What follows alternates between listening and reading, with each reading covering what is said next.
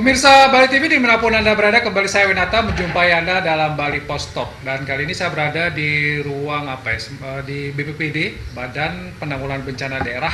Dan saya akan mewawancarai Kepala Badan Pelaksana, kalau kita biasa panggil Kalaks itu ya, Pak Madi Redit. Kita langsung sapa. Om Swastiastu, Pak. Om Swastiastu. Kalaks gimana? Salam tangguh. Salam tangguh gini, Ya. Pak. Salam tangguh gini, Pak. Tangguh. Kalaks ya.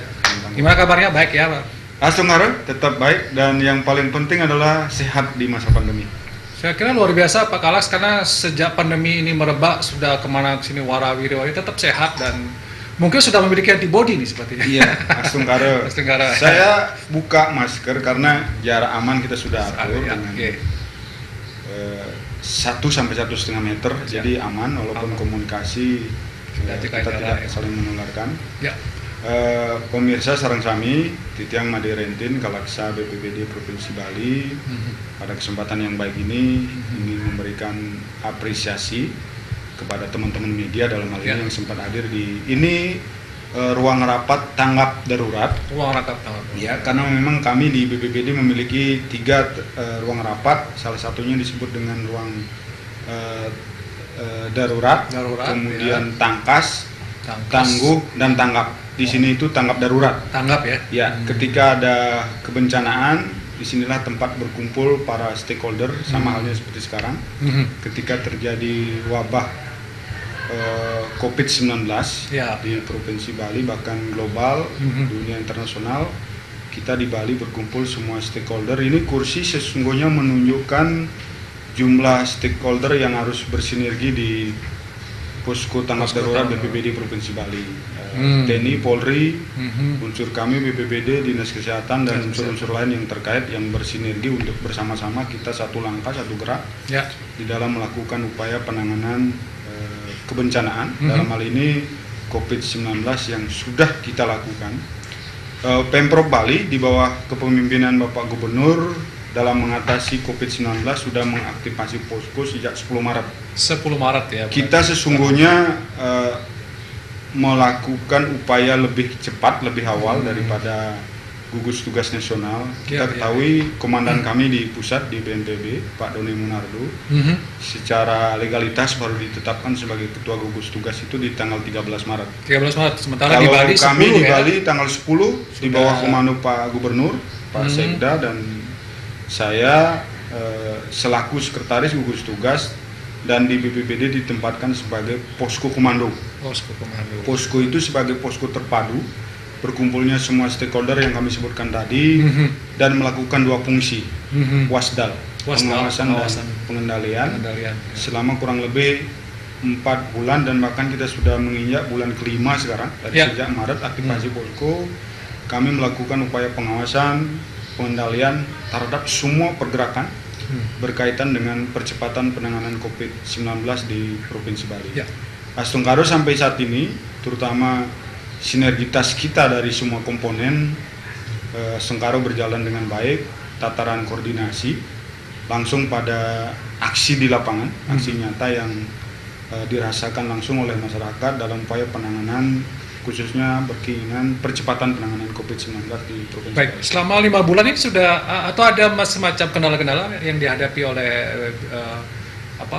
gugus tugas ini, dan kendala apa yang terberat mungkin yang COVID-19 termasuk kategori bencana non alam yang sesungguhnya memang COVID sendiri baru muncul di tahun sekarang.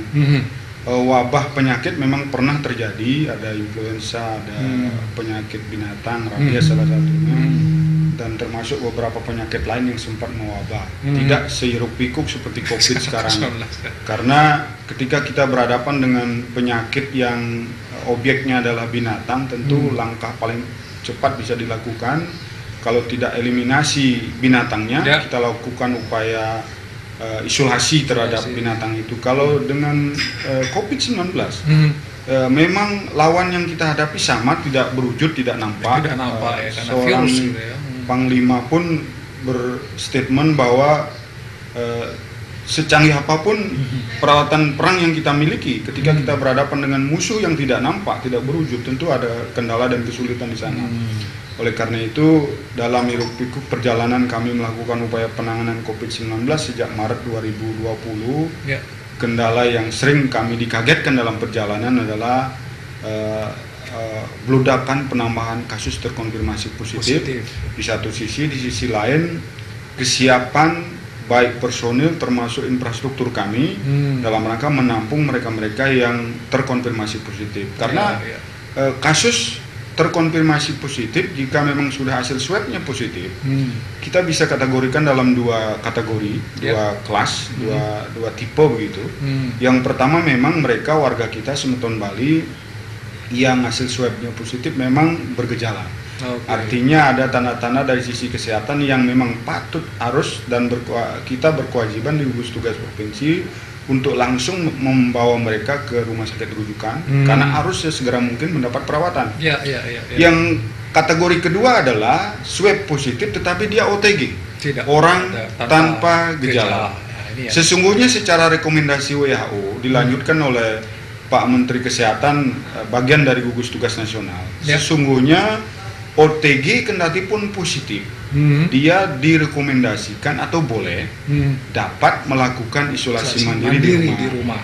Cuman sekali lagi ini berangkat dan kita berhadapan dengan kondisi real di masyarakat. Jadi di Bali tidak diisolasi mandiri berarti Pak? Beberapa sesungguhnya saya buka pada kesempatan yang baik ini, beberapa dari gugus tugas kabupaten kota melaporkan bahwa kondisi masyarakatnya yang memang punya rumah tersendiri jauh dari kerumunan masyarakat, dia punya dan atau punya kemampuan lebih untuk nyewa hotel tersendiri, dia mohon izin kepada kami di gugus tugas provinsi untuk melakukan isolasi mandiri. Secara kebijakan saya melaporkan kepada pimpinan Pak Sekda, Pak Gubernur ketika ada keinginan secara mandiri dari masyarakat yang memang sudah terkonfirmasi positif secara swab, tetapi di sisi lain berkeinginan untuk isolasi mandiri, Pak Gubernur, Pak Sekda mengizinkan. Catatan pentingnya adalah mereka secara ketat dan disiplin menerapkan protokol kesehatan di satu sisi. Yang kedua, di gugus tugas terbawah, kita punya dua gugus tugas di tingkat paling bawah, Satgas Gotong Royong berbasis desa adat dan gugus tugas di desa dinas dan kelurahan.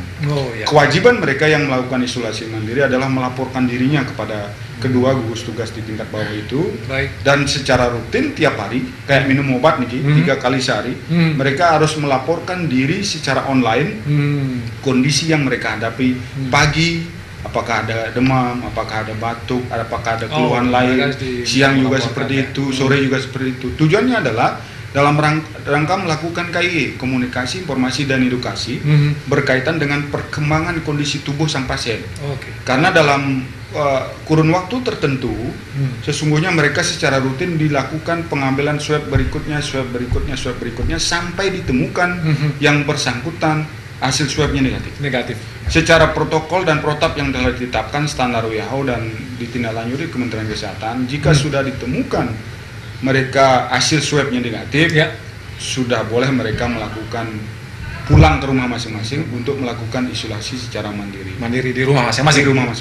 Pak Kalaks, kalau kita bicara tentang bencana ini ya, non alam ini kan juga tidak hanya persoalan kesehatan, tapi juga persoalan ada dampak ekonomi. Saya kira juga apakah BPBD juga ikut menangani misalnya dengan menyalurkan bantuan-bantuan atau mengakomodasi bantuan kemudian menyalurkannya kepada yang membutuhkan, dan bagaimana respon publik selama ini? Sejak terbentuknya posko tanggal 10 Maret, kami dibanjiri, kalau boleh bahasa saya yang saya gunakan adalah dibanjiri para donatur, baik itu perorangan, berupa lembaga, yayasan, perusahaan, rekan-rekan BUMN, BUMD, semuanya itu responnya luar biasa.